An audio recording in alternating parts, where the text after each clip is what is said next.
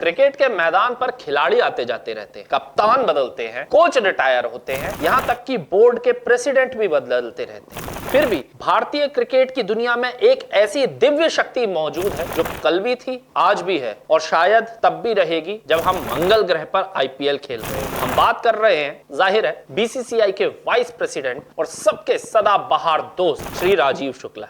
ये कहानी कानपुर की गलियों से शुरू होती है। यह 1978 की बात है जब शुक्ला जी ने एक पत्रकार के तौर पर अपना सफर शुरू किया था। जनसत्ता और रविवार जैसे प्रकाशनों के पन्ने पलटते हुए वो आखिरकार टेलीविजन की दुनिया में आ गए, जहां उन्होंने हर किसी के आमने सामने बैठकर इंटरव्यू दिए, लेकिन कोई गलतफहमी ना पाले। शुक्ला जी सिर्फ एक इंटरव्यू लेने वाले ही साबित नहीं हुए, बल्कि वो लोगों की किस्मत बदलने वाले भी बने। उनका सफर पत्रकारिता से राजनीति तक और उसके बाद राजनीति से क्रिकेट की दुनिया में एक ऐसे ताकतवर हस्ती बनने तक का रहा मानो किसी रॉकेट की सवारी से कम नहीं हो। ये बात 2008 में आईपीएल की शुरुआत से ही राजीव शुक्ला इस लीग का पर्याय बन गए। ललित मोदी चले गए, श्रीनिवासन आए, सौरभ गांगुली आए, जय शाह ने कमान संभाली, उनके आसपास की दुनिया बदलती रही, फिर भी शुक्ला जी की कुर्सी अपनी जगह पर मजबूती से टिकी रही, जैसे किसी सबसे मजबूत गोंद से चिपकी हो। उन्होंने पहली बार 2011 में आईपीएल चेयरमैन का पद संभाला और उस पल से ही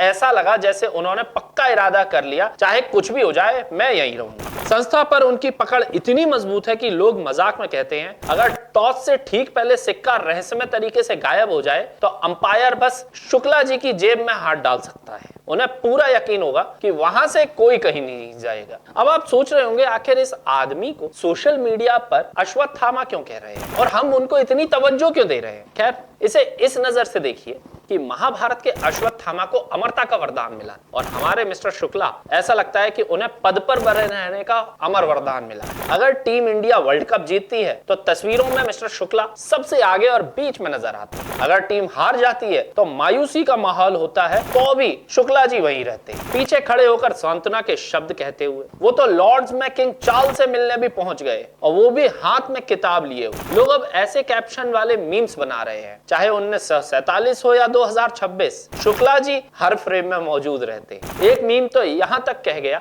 जब नील आर्मस्ट्रांग चांद पर उतरे तो शुक्ला पहले से वहां मौजूद थे, अपनी चाय की चुस्की लेते हुए पूछ रहे थे, टॉस कब हुआ?